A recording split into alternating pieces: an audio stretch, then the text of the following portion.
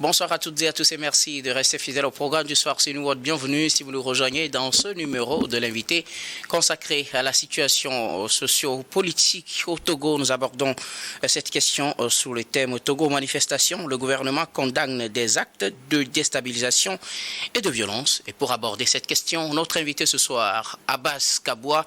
Vous êtes le président du MRC, également un sénateur. Bonsoir Abbas et bienvenue. Bonsoir Guillaume. Bonsoir à tous ceux qui nous suivent de par le monde entier, puisque vous couvrez le monde désormais. Ouais. Merci beaucoup à vous, monsieur le sénateur, d'avoir répondu à notre invitation. Je vous en prie. Alors, d'entrée de jeu, monsieur le sénateur, comment avez-vous vécu ce mois de juin qui est à son dernier jour au Togo, juin 2025, comment l'avez-vous vécu? C'est plutôt bizarre. Moi, je sors et j'ai eu la chance de ne pas tomber véritablement dans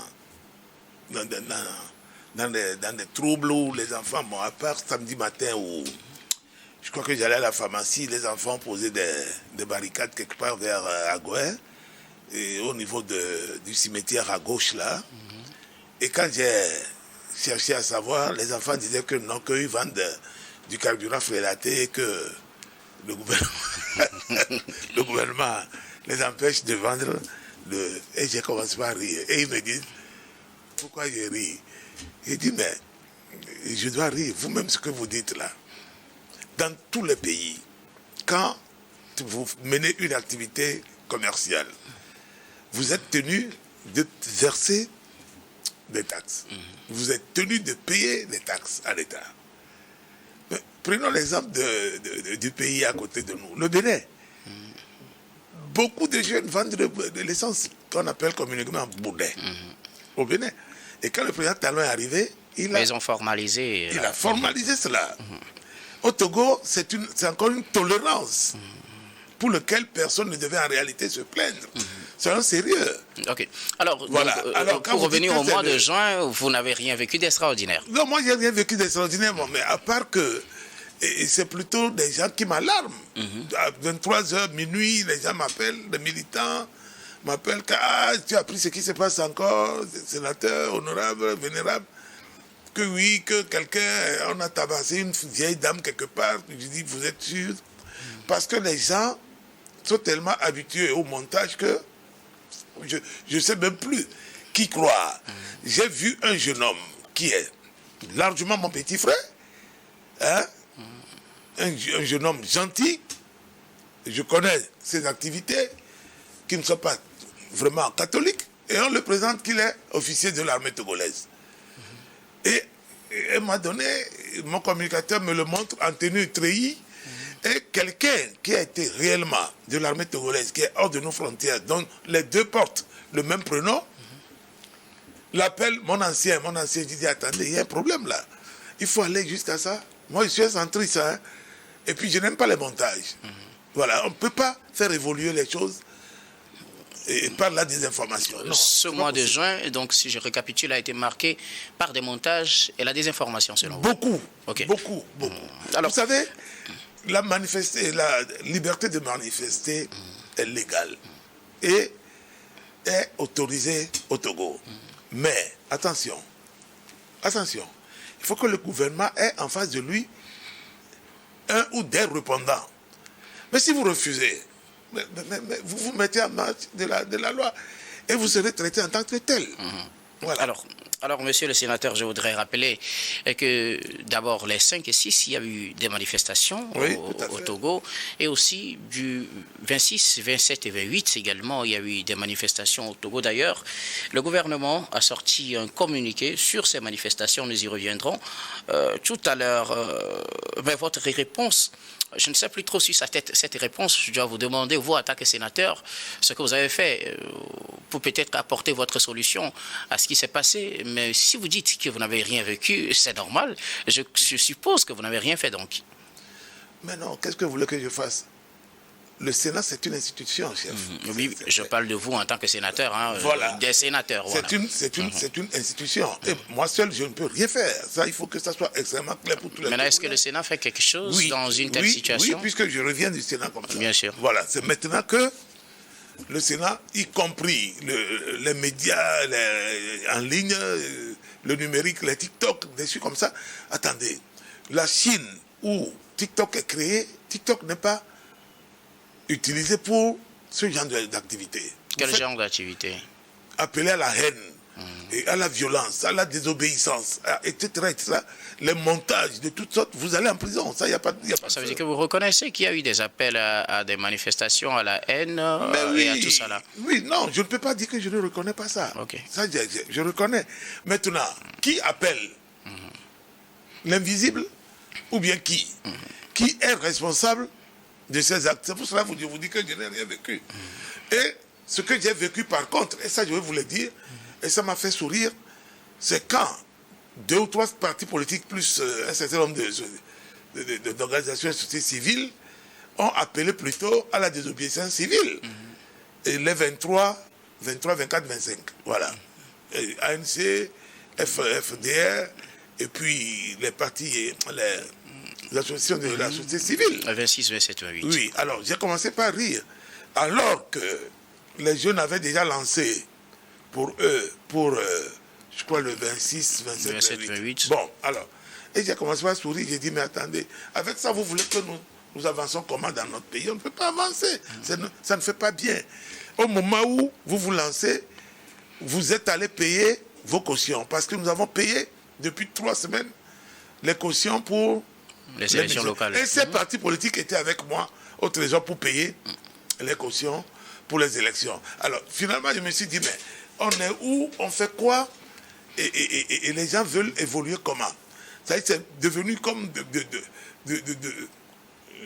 excusez-moi les termes, de l'opportunisme. Ok. Alors, monsieur le sénateur, nous allons aborder le communiqué même du gouvernement, oui. Puisque au moins le gouvernement a sorti un communiqué en date du 29 juin, communiqué qui revient sur un certain nombre de choses pour mieux le comprendre et comprendre peut-être la position officielle. Vous, en tant que sénateur, nous vous prierons de pouvoir répondre à certaines de nos questions. Nous allons commencer d'abord par le premier paragraphe situe un peu le contexte de ces manifestations. Le deuxième paragraphe, on parle d'images relayées sur les médias et les réseaux sociaux qui sont générées par l'IA. Vous les évoquiez tout à l'heure. Est-ce que toutes les images qui ont circulé ces derniers temps dans le cadre de ces manifestations sur les réseaux sociaux et sur les médias sont des images générées par l'IA? Est-ce qu'ils sont des images, ou bien elles sont des images générées toutes par l'IA? Parce que le deuxième paragraphe dit... Non, attendez, moi je vais vous dire, d'abord, moi je ne suis pas dans ces histoires d'Internet, ce sont mes communicateurs qui viennent en faire le point, mais eux, ils arrivent facilement à distinguer ce qui est vrai, le vrai du faux. Ouais. D'ailleurs, en venant, je suis venu, si vous permettez, avec quelques images et tout, et vous verrez que... Okay. Sur le premier, de Togochek, oui. Mon communicateur m'a dit, Président, c'est une image de 2006, et puis c'est très précis, du 16 juillet 2017. Et c'est un jeune de 12 ans et qui a été pris par un site nigérien, de Eagle Online, quelque chose comme ça. Donc ce n'est pas des images du Togo. Cette image particulièrement. Oui, cette image, ce n'est pas du Togo. Okay. La deuxième image également n'est pas du Togo. Voilà, les deux que je vous montre. Okay. Ce sont pas, ça c'est Nigeria et l'autre c'est Kenya. Ok. Dans le truc. Bon, attendez. Alors quand c'est comme ça, c'est extrêmement difficile pour des gens comme moi de pouvoir suivre et de pouvoir apprécier. Maintenant, l'IA, je sais les dégâts que ça peut donner et je sais également ce que ça peut produire de positif. Mais s'il faut que l'IA, nous l'utilisons comme ça au Togo, mais je suis désolé de le dire, mais ce n'est pas vraiment ça. La désinformation ne peut pas nous faire avancer. Okay. Ce n'est pas possible. Merci beaucoup. Vous-même, vous êtes un universitaire. Je ne pense pas que l'IA utilisée de cette manière-là, mon cher Guillaume, peut vraiment nous aider au Togo. Tout à l'heure, j'ai parlé de TikTok. On a parlé de TikTok. Et TikTok aux États-Unis, vous savez que c'est interdit dans l'administration. Même la Chine, où c'est créé, c'est prohibé. Okay. C'est pour le commerce. Certaines utilisations, effectivement, sont prohibées pas fait pour certains réseaux sociaux. Moi, ma question, c'était concernant ces images. Selon le communiqué, on dit que, utilisant la manipulation, la diffusion de fausses informations et images, parfois générées par le recours à l'intelligence artificielle ou importées de contextes sans rapport avec le Togo, ces personnes visent clairement à semer le trouble, à perturber la vie socio-économique du pays et à déstabiliser les institutions établies. Et ma question, c'était de savoir si toutes les images qu'on a vues sont générées par l'IA, parce qu'il faudrait que l'opinion aussi soit située par cette communication. Quand vous dites toutes les images, je vais dire non. Il faut faire attention, parce que quand une manifestation est illégale, les FDS ne peuvent que s'interposer. Et en s'interposant, il y a toujours des gaz lacrymogènes. Même en France, même aux États-Unis, même je sais pas, en Allemagne, etc., etc. Voilà. Donc les images de gaz lacrymogène sont réelles, ne sont pas générées par l'IA. Non, vous savez. Ou bien certaines. Certaines images, il faut faire la part. Mais ça va être extrêmement difficile de démêler le vrai du faux, à partir du moment où l'intelligence artificielle se mêle.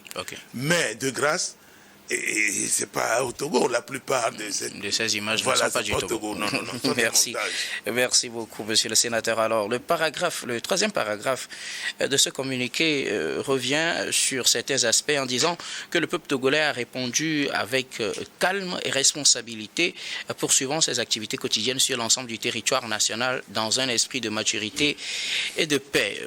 Est-ce que sur l'ensemble du territoire national, selon les informations que vous avez reçues par après, puisque vous êtes sénateur, sûrement vous avez eu des informations, est-ce qu'il y a eu juste du calme? Oui. Et je crois que vous allez être d'avis avec moi que dans tous les pays du monde, c'est les capitales qui sont toujours secouées. À part les capitales, tout le monde se connaît tellement que dans la plupart des cas, ça commence souvent par les capitales. Oui, je connais le Togolais. On dit, je prends un exemple bien précis. C'est Dany, c'est moi là-bas, où tout le monde se connaît. Le gars dit, non, chef, moi je ne sors pas. Voilà, moi je ne sors pas. Parce que tout le monde se connaît, tout le monde se voit. Parfois, des gens m'ont dit qu'ils ont vu des gens dans les rues de Lomé qui ont des habitudes ou des relents de ne pas être togolais. Donc ça veut dire des étrangers. Le communiqué le mentionne aussi. Ah bon. Bon, alors, si des étrangers sont dans cela, il faut les prendre et il y a des lois qui régissent notre pays. Il faut leur appliquer la rigueur de la loi. Ça, parce que si un Togolais fait la même chose à l'extérieur, je suis d'avis qu'on le prenne et qu'on le sanctionne. Alors, donc pour vous, le peuple togolais dans son ensemble a répondu à ces appels lancés pour la plupart du temps sur les réseaux sociaux. Le peuple a répondu en ne sortant pas ou bien dans le calme et la maturité, comme le précise le communiqué. Non, vous savez, qui appelle le peuple? C'est ce qu'il faut voir. Qui appelle le peuple? Ça, c'est le gouvernement qui appelle... Parce que je vais vous dire, oui, mais le gouvernement demande aux Togolais de sortir, de vaquer librement. À leurs occupations. Ce qui est normal, puisque le gouvernement a la charge de nous protéger, vous et moi, nous tous, dans le pays. OK? Le gouvernement est dans son rôle régalien. Oui, maintenant, est-ce que les gens ont répondu? C'est ce que je voulais savoir. C'est clair, il faut sortir pour voir, puisque je suis venu ici sans garde-corps. Oui, bien sûr. Ah oui, je suis arrivé dans mon studio sans garde-corps et tout. Et bien, écoutez, il n'y a pas eu d'embouteillage. Aujourd'hui, bon, pas aujourd'hui, puisque le communiqué d'ailleurs est sorti le 9, après la date de clôture de ces manifestations. Seulement, je disais tantôt que c'est triste, parce que la liberté d'expression ne nous autorise pas à outrepasser certaines mesures dans le pays. Non, le pays... Les institutions fonctionnent, hein. Il faut faire très attention. Et donc ces appels n'ont pas été suivis? Non. Donc, ces appels n'ont pas été suivis. Quand c'est suivi, vous devrez le savoir, le pays devait être complètement paralysé. Et puis, je vais vous dire ce qui m'a choqué. dès les premiers jours. Et ça ne m'intéressait même plus de chercher à savoir ce qui se passait. Okay. Moi, je suis un politicien. Il peut m'insulter, il n'y a pas le feu. J'en ai l'habitude. Non, vous donnez votre vision sur la situation. Je donne ma version, ils peuvent dire ce qu'ils veulent, il n'y a pas le feu. Et c'est question, moi je ne serai pas de la diaspora. J'ai été de la diaspora responsable hier, mais c'est fini ça. Maintenant, ils n'ont qu'à faire comme ils veulent et tout ça les regarde. Vous savez, quand vous dites qu'on vous a pris vos 3 copines, on vous a arraché vos 3 copines, et c'est pour cela qu'il faut faire ce que vous faites. Quelqu'un dit qu'on ne reçoit pas, le président de la République ne le reçoit pas, mais reçoit d'autres chanteurs ou, comment vous appelez ça, d'autres artistes. C'est ça qui vous dit qu'il faut sortir pour faire ce que vous faites. Quelqu'un sort, il dit que non, que lui... Mais il y a beaucoup de choses. C'est-à-dire, ce ne sont pas des raisons. Si tous les 8 millions de Togolais sortaient pour voir étaler ceux qui vivent tous les jours de grâce, on ne pourra pas. Maintenant, si vous chantez, vous voyez que les gens... Il n'y a pas d'affluence. Ou bien vos chansons sont imbuvables. OK? Mais changez de style. OK. Les tout fans, ils chantent. Ils chantent. Et ils ont des fans quand même. Bon, si c'est ce que vous voulez dire. C'est parce que ce qu'ils font attire et stimule. Mais si vous chantez, bon, je crois qu'il y a un problème d'éducation également à ce niveau-là. Alors, monsieur le sénateur, je suis dans la logique de l'évolution du communiqué du gouvernement. Et ce communiqué, puisque vous venez de dire tout à l'heure que, tout comme ce qu'a dit le gouvernement dans ce communiqué, il n'y a pas réellement... le peuple togolais n'a pas répondu à ces appels à la déstabilisation et aux troubles à l'ordre public, sauf que le 5e paragraphe du même communiqué dit ceci, puisque le 4e paragraphe a permis de rappeler un autre communiqué du gouvernement en date du 19 qui a éclairé l'opinion sur les conditions d'organisation de manifestations. Le 5e paragraphe de ce communiqué dit « Malgré ce rappel, certains fauteurs de troubles ont exploité la vulnérabilité de quelques jeunes et individus mal intentionnés en les incitant à commettre des actes de vandalisme, de destruction des biens publics et privés, de violation contre les personnes et à se livrer à des troubles à l'ordre public, notamment les 26, 27 et 28 juin dans certains quartiers de Lomé. » Si on reconnaît qu'il n'y a pas eu de réponse à ces appels et qu'on vient dire qu'il y a des gens qui ont été manipulés et qui ont commis justement ces actes de vandalisme sur les personnes et les biens publics et privés, est-ce qu'il n'y a pas finalement une contradiction entre les deux permettez, si vous permettez, entre ces deux paragraphes, 3 et 5, et aussi le paragraphe 7 de ce même communiqué qui dit qu'à ce jour, plusieurs personnes ont été interpellées, parmi lesquelles l'on dénombre de personnes de nationalité étrangère entrées illégalement sur le territoire togolais. Est-ce qu'il n'y a pas finalement de contradiction? Tout à l'heure, vous avez dit quelque chose... Et je crois que ça vous a échappé. Et quand vous dites que le gouvernement ne veut pas se contredire. Bien sûr. Bon, alors, on dit que dans le premier paragraphe. Oui, dans le 3e, oui. C'est dans le 3e. Que les Togolais vaquent librement à leurs occupations. Après, on dit malheureusement, oui. certains individus ont pu manipuler les consciences. À travers quoi? À travers les réseaux sociaux. Est-ce que les vandalismes, troubles à l'ordre public se sont déroulés sur les réseaux sociaux? Non, c'est-à-dire... en fait, c'est juste pour mieux comprendre le communiqué du gouvernement, bien sûr. Des appels à manifester et tout, à sortir. Et puis, faites très attention, nous sommes au Togo. Aujourd'hui, les jeunes qui sont nos enfants, nos amis, ils sont si chers pour nous, ne veulent plus vraiment faire grand-chose. Dès qu'il y a ce genre de manifestation, les gens s'infiltrent pour voler. C'est le vandalisme. Oui, ce n'est plus de la politique. Non, c'est très loin de la politique. Quand on dit une manifestation pacifique, elle doit être encadrée. Bien sûr. Mais c'est pour cela que je dis qui appelle à manifester et qui encadre. Parce que c'est la responsabilité d'abord. Il faut dire que la manifestation n'a pas été signalée officiellement. Et donc, n'a pas respecté la procédure. Alors, si vous ne respectez pas la procédure, pourquoi, de quoi les gens se plaignent? Quand vous ne respectez pas la procédure, mais on vous charge proprement. Il faut qu'on se dise la vérité, même aux États-Unis d'Amérique, même dans la plus grande démocratie du monde qui est l'Inde. Oui, bon, eh bien, je complète avec l'Europe. Mais vous sortez sans autorisation. Mais attendez, là, on risque même de vous comparer à un terroriste. Et donc, les gens sont sortis sans autorisation. Si vous sortez sans autorisation... Donc, je pose une question. Est-ce que les gens sont sortis Quelques gens. Ok, d'accord. Quelques gens. Ok. Quelques gens. Puisque le communiqué la plupart, a dit que parfois, Togolais dans son si ensemble... on a interpellé, il faut les interroger à tous les niveaux. Je crois qu'il y a des spécialistes, ils vont les situer, ils vont situer les responsabilités. Je veux parler des juges. Et puis le procureur de la République.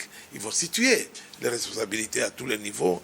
On verra à quel échantillon de Togolais nous avons affaire. C'est extrêmement important également.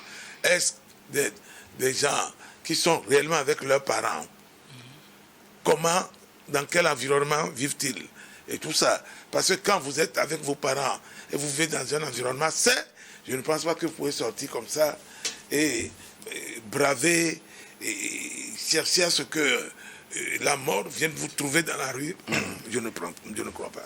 Alors, sur le paragraphe 7, a dit qu'on a arrêté plusieurs personnes donc ont été interpellées dans le cadre de ces manifestations et qu'on remarque qu'on dénombre des personnes de nationalité étrangère illégalement rentrées sur le territoire togolais. Nos frontières sont-elles si poreuses, surtout en ce moment où la sous-région n'est pas en sécurité? Oui. Est-ce qu'il ne faut pas s'inquiéter? Ce qui m'inquiète maintenant, c'est la porosité de nos frontières. Si ces gens-là, pour une raison ou une autre, ont pu rentrer comme ça sur notre territoire, c'est extrêmement grave. Le Togo a toujours su juguler l'installation des communautés étrangères sur notre territoire. Ce qui fait que vous avez la plus importante d'ailleurs, c'est les Nigérians. Et la deuxième, c'est les Nigériens. Et puis, etc., les Béninois, tout ça là. Bon, maintenant, et puis vous avez même les Gabonais. Eux, ils viennent, souvent c'est pour les études, leurs études. C'est pour aller à l'école au Togo. Okay. Mais ils sont organisés. Et le gouvernement connaît leur existence légale. Mais ici, on parle de gens qui sont illégalement entrés sur le territoire. Si les gens sont rentrés illégalement, donc il y a un problème sérieux. Est-ce que, en voulant régler ce problème sérieux, on ne va pas nous taxer des xénophobes, entre nous Africains, de racistes?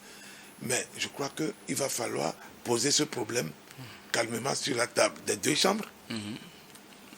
Vous intervenez en tant que sénateur. Et là, nous allons faire le travail qu'il faut faire. C'est notre job. Il faut poser le problème en termes clairs sur la table de l'Assemblée nationale et du Sénat. Et nous allons faire ce job-là pour voir quels sont les outils que nous allons demander au gouvernement de donner ou de mettre à la disposition des forces de sécurité à nos frontières pour la sécurité nationale. Voilà, pour la sécurité nationale, parce que notre sécurité en dépend. Notre sécurité passe avant la sécurité d'autres. Non.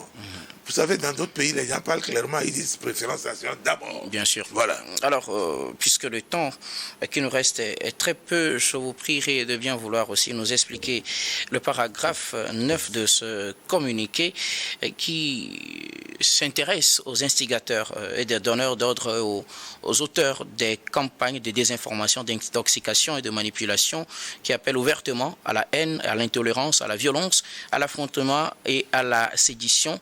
Le communiqué dit qu'ils font l'objet de poursuites judiciaires. Tous les canaux de coopération pénale internationale seront à cet effet utilisés en vue de leur traduction effective devant les juridictions compétentes. Que faut-il y comprendre? Quand vous êtes par exemple aux États-Unis, vous criez sur TikTok en appelant les gens au Togo de faire la violence, mais on vous prend. Les gens ne savent pas ça. Le Togo enclenche. Quand vous êtes en France, vous faites... Parce que la plupart n'ont pas de papier. C'est ce que j'ai appris également. Quand vous êtes à la quête titre de séjour, on ne fait pas ce que certains sont en train de faire. Ah oui, quand vous n'êtes pas encore assis, on ne lance pas de cailloux. Il faut faire extrêmement attention. C'est ce que le communiqué là est en train de dire.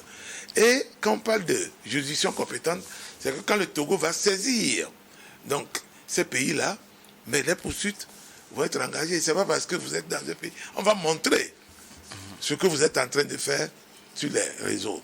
Parce que ce n'est pas caché. Ces pays vont analyser, ils vont demander les traditions, que ce soit en Évé, en Kabylie, ou en Moba, ou en Tchokossi, ou en Tokoli. Et il y aura la traduction. Ce n'est pas une seule personne qui traduit. Les gens ont une méthode de savoir que les responsables togolais nous ont envoyé un papier qui dit vrai.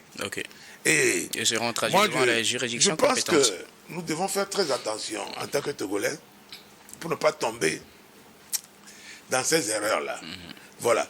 Moi, je suis responsable politique. Quand je veux faire une manifestation, j'écris au ministre en charge et je me présente. Et je travaille avec les collaborateurs du ministre sur les itinéraires à emprunter. C'est ce que dit la loi normalement. C'est ce que la loi dit. Laquelle loi d'ailleurs j'ai voté. Et tout pour laquelle j'ai voté. Alors, et maintenant, si je n'arrive pas à avoir un service d'ordre adéquat, l'État propose ces services de nous accompagner et de nous mettre à disposition les forces de sécurité qui nous accompagnent pour qu'il n'y ait pas de débordement.